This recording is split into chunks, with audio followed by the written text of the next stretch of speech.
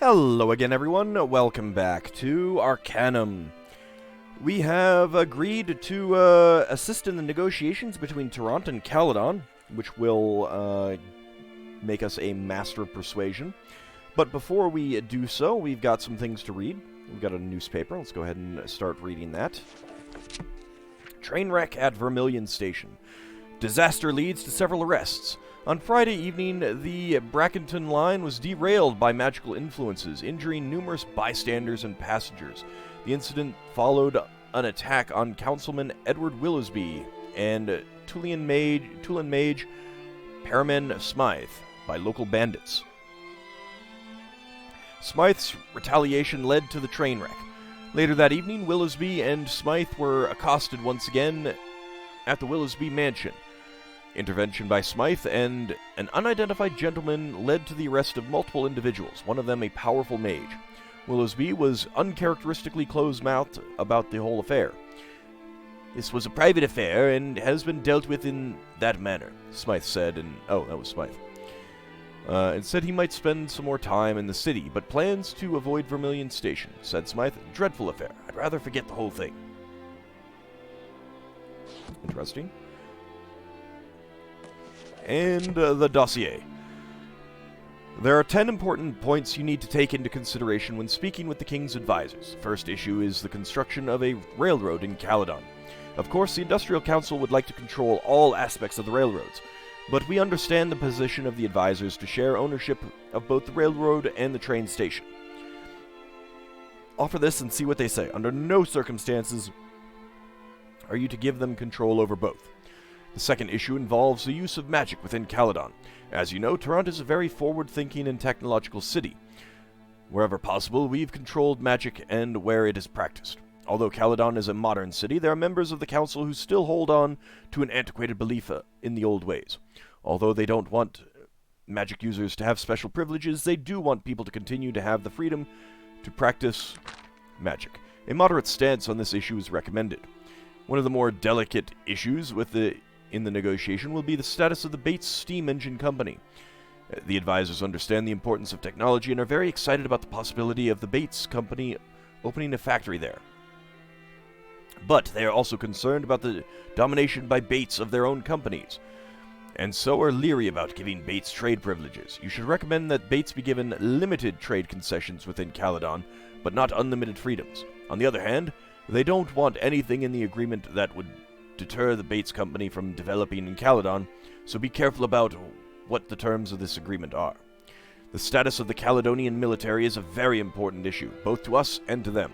We, of course, would like a full dismantling of their military, but it would take a skilled negotiator to convince them of that. According to intelligence, the advisors would prefer that half the military is sent to the Unified Battalions, which is in line with standard Unified Kingdom membership practices. The advisors will be happy about this because they spend less on defense, but don't fully leave themselves vulnerable. They do not want to keep a full standing army and navy. Be careful when speaking of these issues. The success of the negotiations might hinge on it. Unified Kingdom membership tax is usually a closed issue, but considering the strength and size of Caledon, we may want to bend the rules for them. Tarant, of course, would enjoy seeing Caledon pay an even heftier tax than anyone, but I think that moderation here will win the day. We've been told that Caledon would enjoy a reprieve from the tax for 5 years, and then a reduced rate afterwards, but this may be giving too much. Use your best judgment. If you need this issue to tip the scales in your favor, then do so.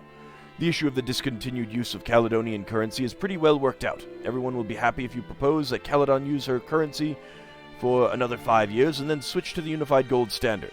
Oh god, not the gold standard. No, you're setting yourself up for failure. At least go for the silver standard. If you feel things are going well, then maybe push for a lesser timetable, perhaps 2 or 3 years, or even an immediate switch if you feel they are responding to you. Do not allow them to continued use after 5 years. Anything beyond this would be a serious blow to the economic stability of the Unified Kingdom. It's imperative that we standardize new members as soon as possible. The shipping routes that Caledon currently controls are of great importance to the Unified Kingdom. They are a great source of Caledon's trading power, and they generate a lot of wealth through the use of tolls on foreign ships. The advisors are going to want to hold on to those tolls as long as possible. And we, of course, are going to want them removed as soon as possible. Offer them 5 to 10 years to continue collecting them, even from United Kingdom members, or Unified Kingdom members. Do not allow them to stay in place beyond that. It compromises the morale between the other UK members, as well as costing them unnecessary fees. Labor unions are a sensitive issue. You probably know of the problems that we have in Toronto, and we're very interested in avoiding those same issues in a place like Caledon. But there are those among the advisors who believe that the unions represent a positive step for workers' rights, so tread carefully. I think they would be happy if labor unions were legal, but had limited operating rights in the city walls. Only a truly skilled mediator would be able to convince them otherwise. The issue of the number of votes Caledon will have in the unified parliament should be academic. You should not, unless absolutely necessary, offer them anything but the standard initial 2 votes, followed by an increase to 3 votes after 5 years or membership. If there was a way to limit them to 2 votes indefinitely, we would be very happy, but you would have to speak very convincingly to do so. The final issue concerns the Caledonian farmers. As you might know, Toronto is very dependent upon them for grain, and they have prospered greatly because of the heavy export taxes. Caledon will want to keep this so long as possible. Will want to keep this so as long as possible. You'll have to decide what is best when dealing with this issue. The sooner the tax is lifted, the better for Toronto.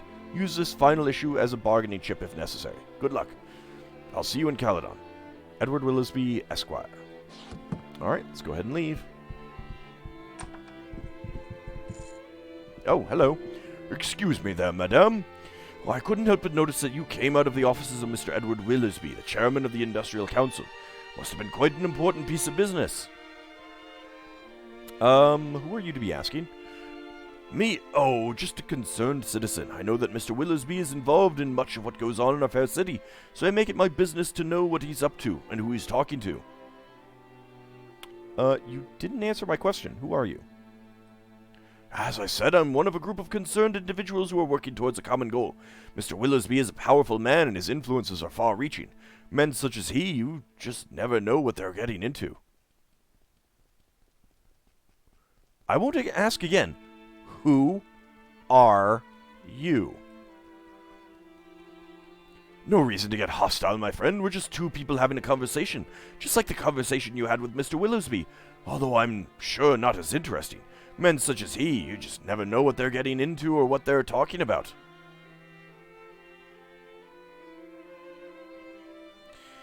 I'm not going to tell you again. Leave me alone or else. Good day to you. Perhaps later you'll return. We can continue this conversation. Heinrich Jenks. Well, he didn't tell me what his name was, but now I know. Too bad, sir. Too bad. Anyway, there's actually something that I missed. That's not what I want. Teleportation. Something that I missed in the Bangalian Scourge. So let's go ahead and pay a visit to that.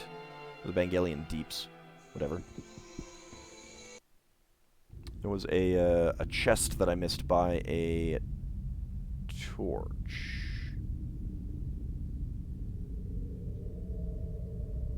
I think. That was there. It was by a torch. I know that. Maybe this wasn't the cave.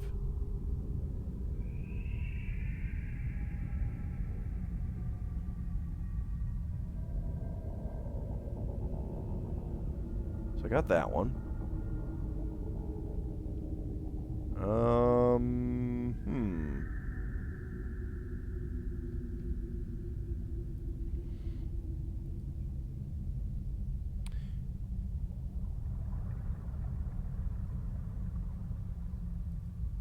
Hold on a second. Let me see if I can figure out exactly where that was again. Oh, it was hidden by the wall. So it's, yeah, it should be over here.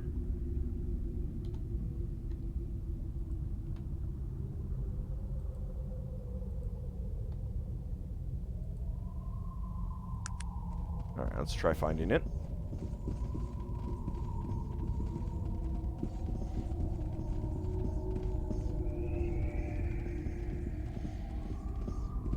And once again, sorry about my voice. a cold. I'm gonna be keeping this recording session shortish, so that I can hopefully, you know, by the next time I record, my voice will be much better. There we go. There's a trap. And wow, that is just like crap. Oh well. Hey, I mean, it's a chest that we found that we missed. So let's go ahead and teleport again. Now, there's also, before we do that, I mean, we never went to the Stonecutter clan. We never went to...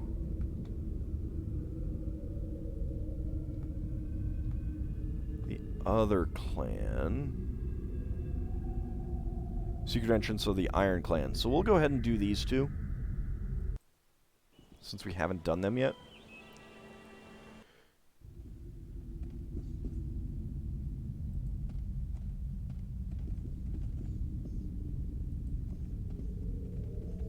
See what we got going on here. Some tables. There's no one really around. Gorgard.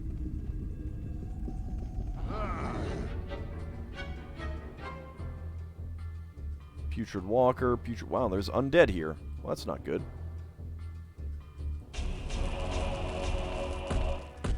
Ah, crap. My armor's damaged. I forgot they did that.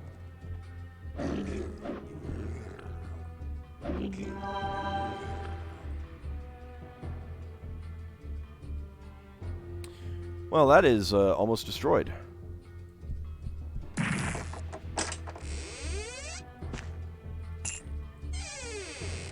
You know what? I think we'll teleport back to Toronto, because we need to get stuff repaired.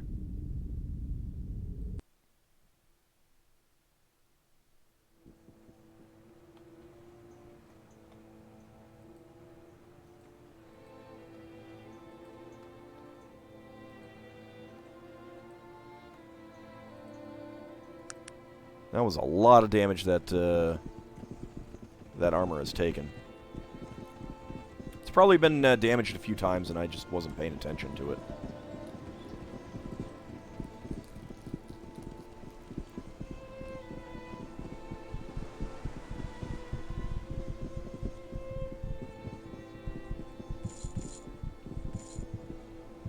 Can you fix something for me?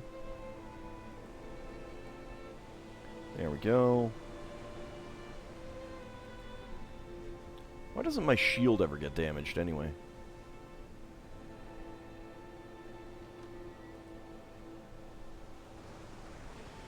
Alright, other stuff that needs repairs.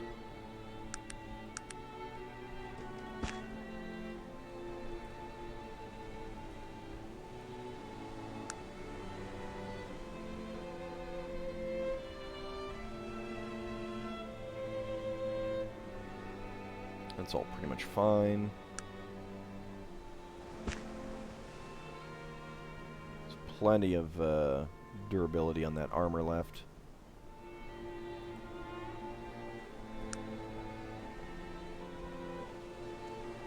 There's enough on that armor. Not too concerned about it. Should probably get Virgil a better shield at some point.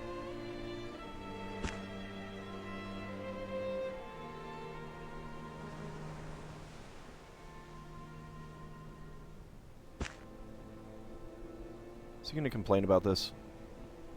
No, he isn't. Interesting.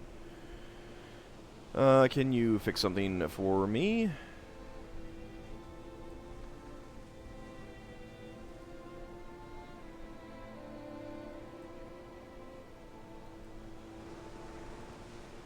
Okay.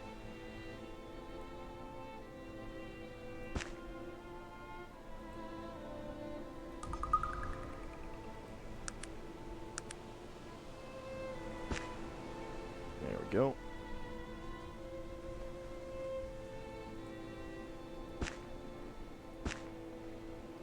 Get that stuff equipped. What about you? All of your stuff is pretty much fine.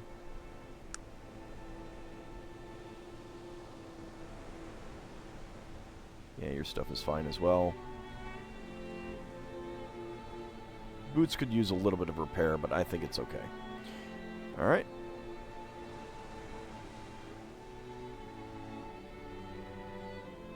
I guess we'll sell this axe as long as we're here.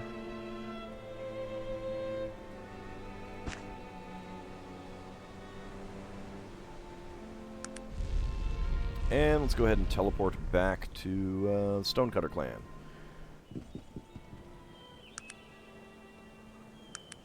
Sleep until morning. Just get a little bit of sleep. There we go.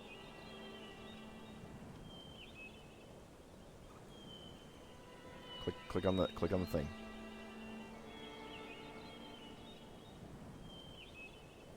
Stop being squirrely. There we go. Alright. Let's continue our exploration and slaughter of undead.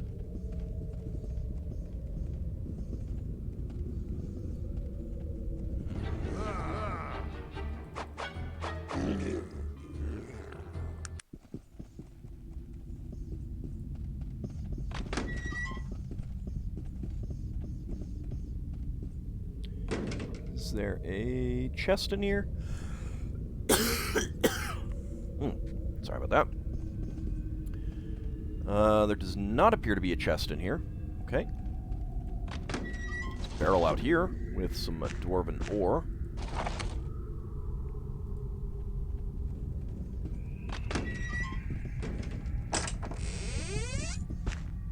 There's a machined hammer.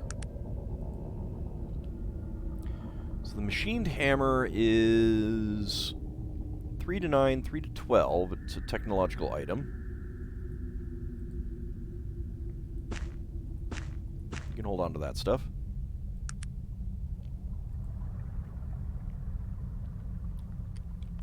Nothing else there.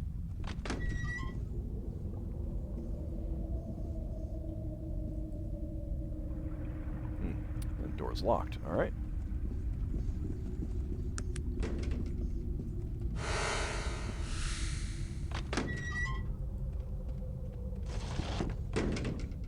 Mithril ore.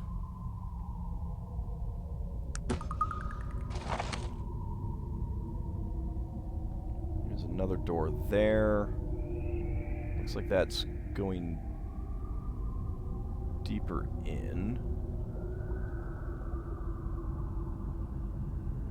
Black Defiler Slave.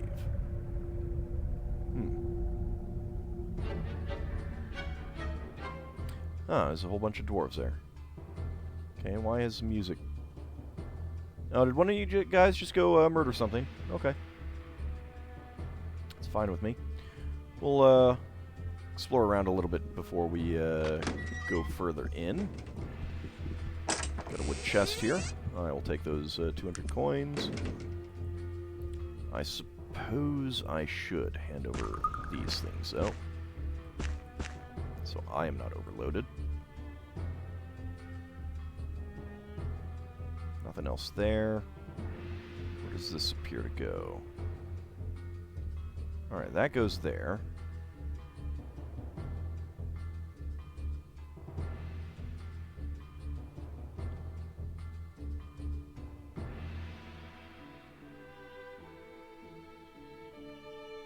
So where does this go?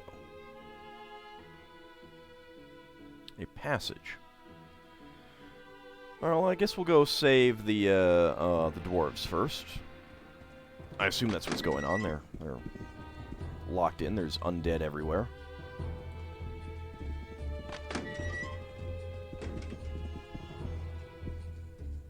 Anything in this room to loot?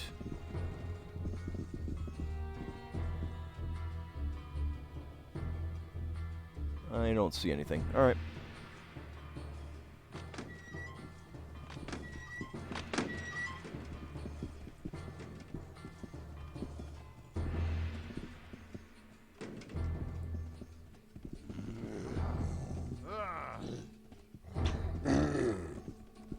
I think that's a gore guard. Go on, guys. Kill it.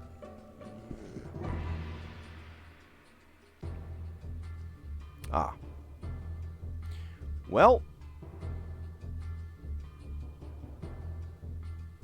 How about we... Yeah, just do harm.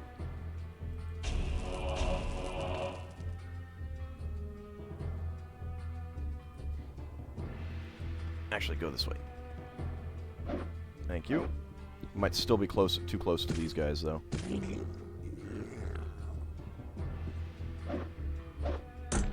Dang it. Well, they've got enough good quality armor, so I'm not too worried about that. There we go. Gorgars are pretty bad, though.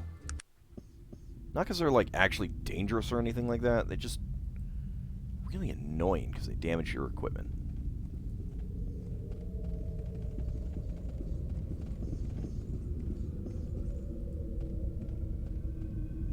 Looks like there's a secret passage there or something.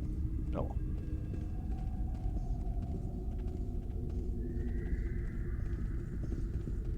There's a geode there. There's also a Gorgard. And a Gorgard over there.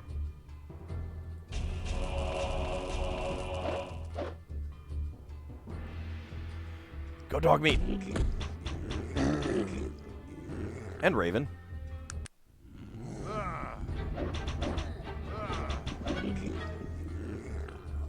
So many arrows just flying. She's faster than a machine gun with those things.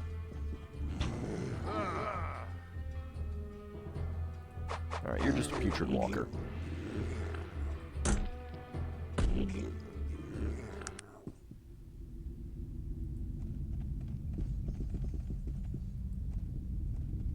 Alright, what do we got up here? Oh! Did I just get done to me? Apparently I am held or something?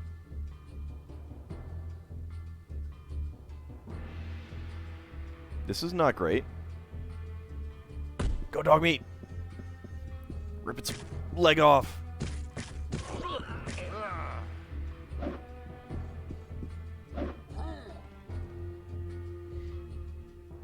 Okay, I guess I'm out of it? Yeah. I have no idea what they're casting on me. I would expect it to, like, show up here or something, but it's not.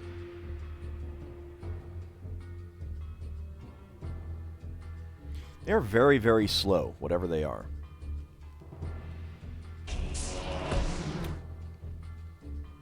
Wow, did one of you actually, do harm on me? I think you did. There we go.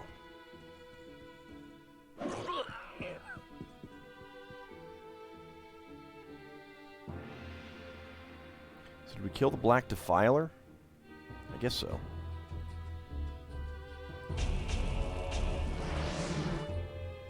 No, maybe not. Still coming towards me. Go dog meat.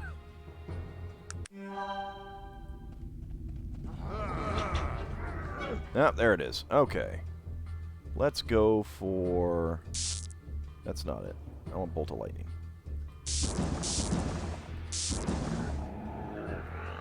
There we go. Well, that was an interesting scream. Nothing to loot.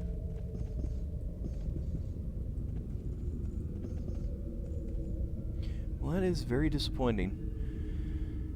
Any containers or barrels or anything in here? Not really.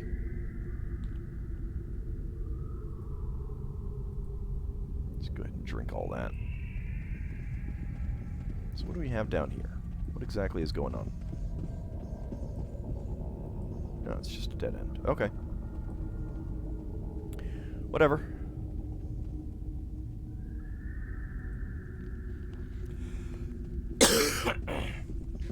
Sorry.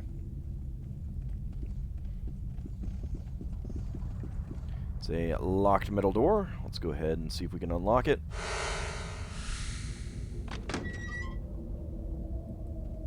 Hello? Hey, Galbert, you found us. We're liable to starve in here. Damn zombies. You made short work of them, though, eh?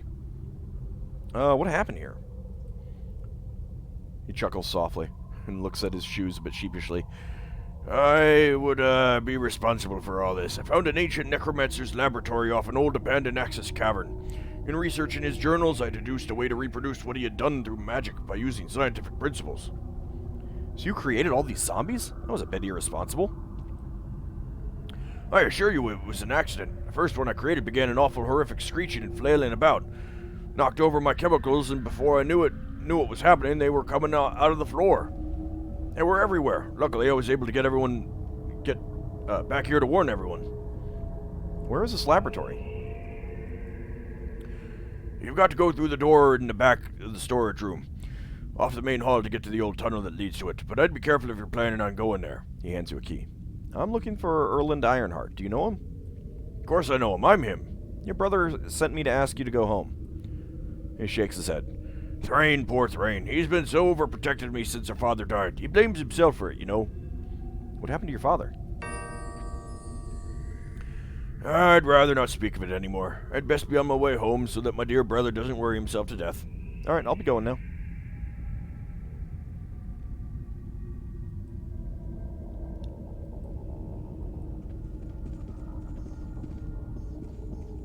Alright, the other dwarves don't seem to have a whole lot to say. But we have saved everyone. How are we doing on... got 2 more levels. I'm saving all my points for when I make the final sacrifice. Get the final boost of points.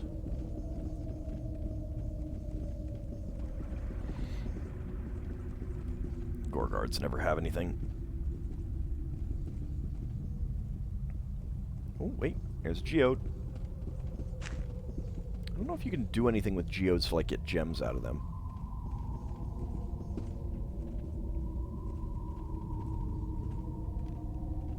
I feel like you should be able to. But what do I know?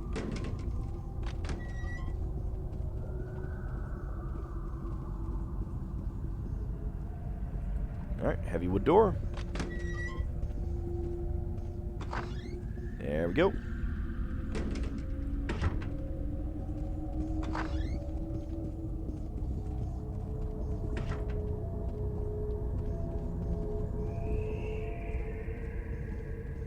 Doo-doo-doo-doo-doo. Of course, they've been like this since the game started. Because if we had literally gone here right away, they would have been in this situation. So they've been there for 4 years.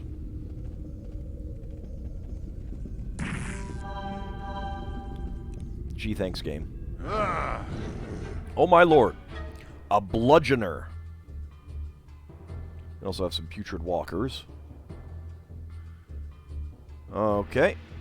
I think this calls for, me not being able to see the target. Now I can see the target, so can I, lightning bolt it? I can. Ow. Ow! Ow! Oh my lord! Got a critical hit for only 12 points of damage. Thank you for the heals. Bludgeoner is almost dead. Go dog meat! Yes! Killed by dog meat.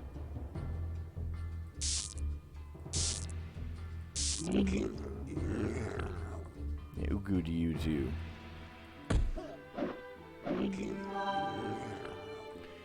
Well, that was, fun. Alright, guys, move out of the way so that I can check the corpse. The bludgeoner corpse. Nothing to loot. That is really disappointing.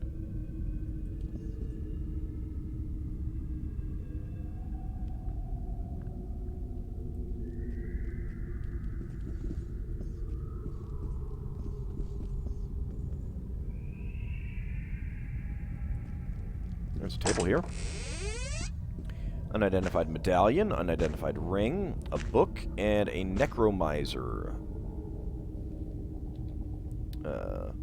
thingy. Go ahead and use that.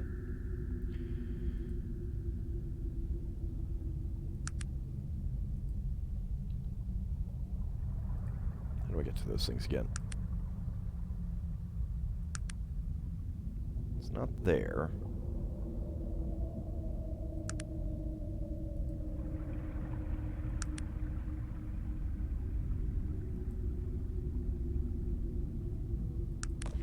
Right, here. Okay.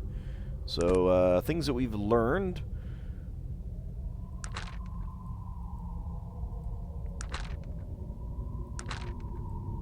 Necromiser, are you always the last man standing, surrounded by the corpses of friends who just didn't make the grade? Well, with the astonishing Necromiser, you can put those comrades to good use. By combining the fortifier and a large capacitor, you can raise even the most mutilated corpses to fight mindlessly by your side. So a large capacitor and fortifier. Well, that seems disturbing.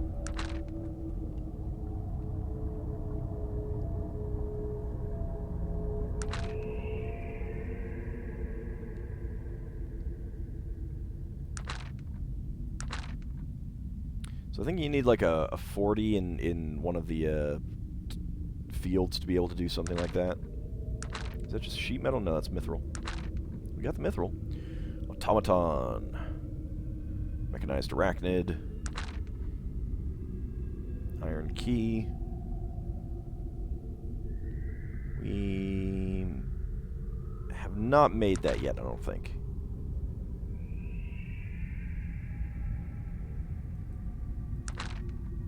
So most of these we can't make, unless it has no number. Like this you can make. And this you can make. Alright, well, let's check out this book. February 10. I have been working diligently as of late to assure the council that their selection of myself was not a mistake. As the first human wizard on the Elven Council, I feel I have a great responsibility to prove my worth, and to show them that my understanding of the old magics is equal to their own. I believe I have the support of Nasrudin and a few of the others, but Aranax and his contingent are in strong opposition to my presence, and seem ready to do anything to ensure my failure. I will persevere. March 12th. I've discovered something incredible. I need to do more research, but this could be exactly what I've been looking for. A way to convince the entire council that I am worthy to lead as they are. I must look further into this. April 3rd. I continue to be amazed by the things I discover. It seems that there is another side to necromancy that none of us was ever aware of. Yes, long ago I discovered the power to resurrect the dead, but I never dreamed that I could actually speak with their incorporeal souls. It's incredible. Yes, these poor souls are in pain, but the things they can tell us, I believe I'm on the verge of discovering an entire new college of magic. Soon I will share my discoveries with the rest of the council. May 14th. Today I animated the lifeless body of a mountain lion I'd found the poor creature not far from my laboratory here. Expired, it seems, from natural causes. To animate the dead is not the same as resurrecting them, as the creature is merely an earthly shell, still dead but powered by a soul. Being powered by a soul, I have trapped within it. It was a pathetic sight, and I released the creature's soul not long after, but the possibility for such an application are endless. Truly, I found something incredible here. June 22nd. I found that it is possible to pull the very soul from a living being. All of my experiments to date have been upon beasts, but there is no doubt that the spell will work perfectly upon a living sentient being. Not that I would ever do so, of course, but the curiosity within me burns as this new knowledge opens up to me. I have been given these visions of the lands of the dead, and I must try to understand them. It is both a blessing and a curse, but I must strive forward to the end. July 6th.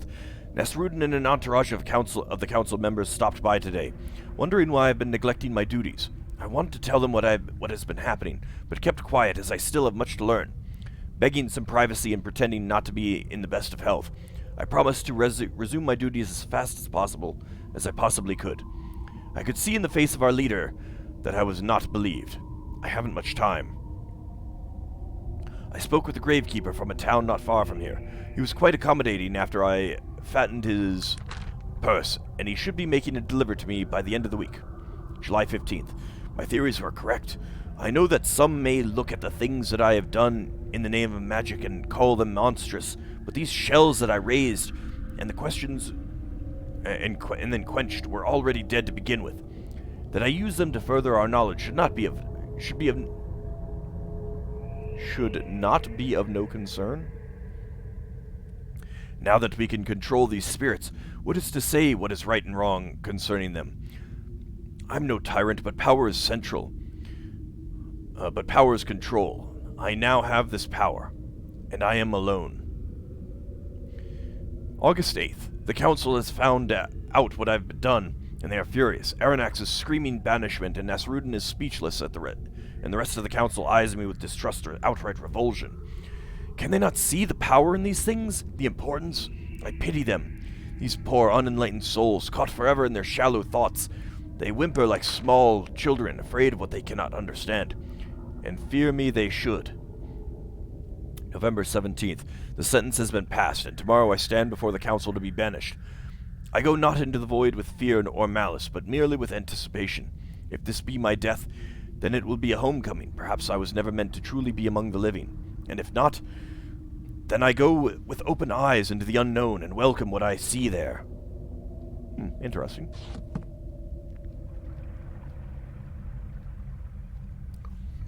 So, I mean, he's clearly not doing all this with malice, but disregarding the ethics of it is definitely not ethical.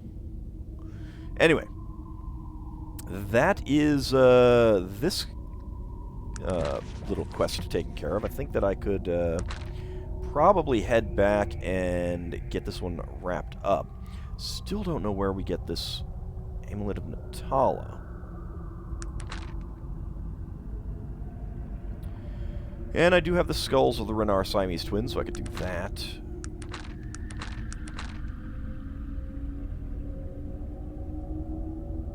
I still need to do that. I don't know about that.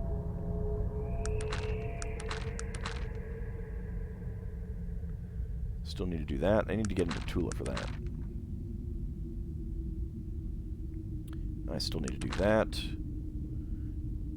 King Praetor wants you to find his daughter. Oh! Oh!